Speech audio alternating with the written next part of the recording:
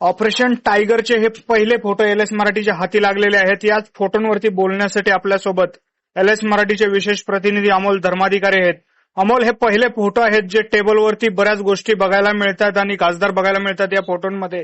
त्यामध्ये विशेषतः संजय देशमुख, नागेश पाटील आष्टीकर आणि संजय दिना पाटील पाहायला मिळत आहेत. तसेच इतरही भाजप नेते पाहायला मिळत आहेत. काय सांगशील या फोटोबद्दल?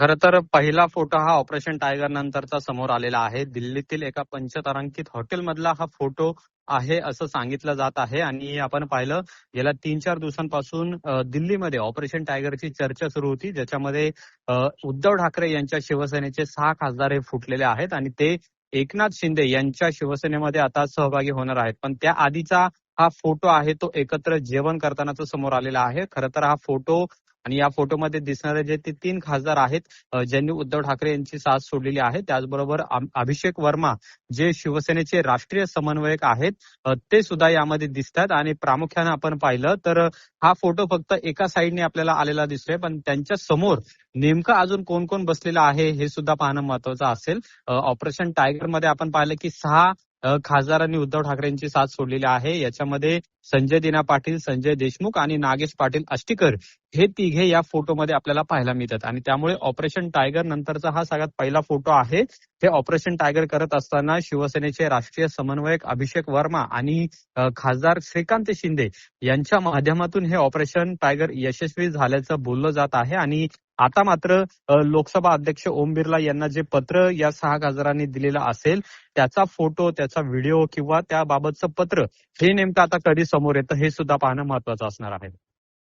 या फोटोमध्ये 3च खासदार दिसत आहेत अमोल. बाकी 3 खासदार म्हणजे ओम राजे, संजय जाधव आणि हे आहेत भाऊसाहेब वागचौरे आहेत.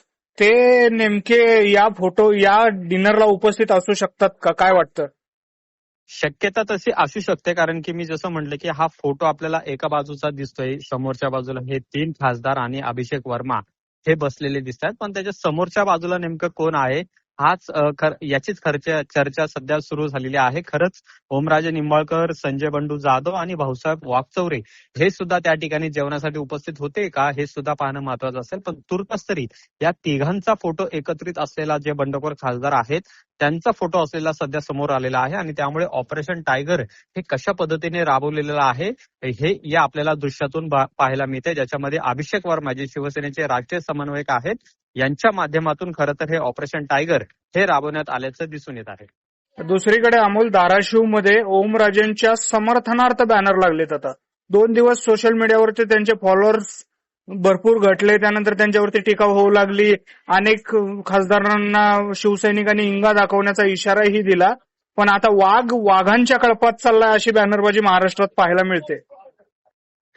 खरं तर ज्यावेळेस अशा पद्धतीने कोणी बंडखोरी करतं किंवा पक्ष सोडतं त्यावेळेस अशा पद्धतीने सुरुवातीला त्यांना मोठ्या प्रमाणात टीकेला सामोरं जावं लागतं. पण हळूहळू त्यांचे कार्यकर्ते सुद्धा यामध्ये ऍक्टिव्ह होऊ लागतात आणि स्वतः असे लोकप्रतिनिधी असतात तेच त्यांच्या कार्यकर्त्यांना ऍक्टिव्ह करायला सांगतात. आणि त्यामुळे आता कुठेतरी ओमराजे निंबाळकर यांच्या बाजूने सुद्धा आपल्याला ही बॅनरबाजी होताना दिसते, ज्याच्यामध्ये आपण पाहिलं की त्यांच्या समर्थनार्थ आता हे सगळे कार्यकर्ते आहेत ते सुद्धा बॅनरबाजी करतायत, रस्त्यावर उतरतात. कारण की काल उद्धव ठाकरे यांनी ज्या पद्धतीने ओमराजे निंबाळकर यांच्यावर टीका केलेली आहे त्या अनुषंगाने आपण पाहतो की आता त्यांच्या समर्थनार्थ त्यांचे कार्यकर्ते असेल किंवा त्यांचे पदाधिकारी असतील ते बॅनरबाजी करताना पाहायला मिळतात. एक प्रकारे स्वतः लोकप्रतिनिधीच आपण पाहतो की अशा पद्धतीने कार्यकर्त्यांना ऍक्टिव्ह राहायला सांगतात किंवा त्यांची जी भूमिका आहे ती या माध्यमातून मांडायला सांगतात. त्याचीच परिस्थिती आपल्याला या ओमराजे निंबाळकर यांच्या बॅनरच्या माध्यमातून दिसून येत आहे.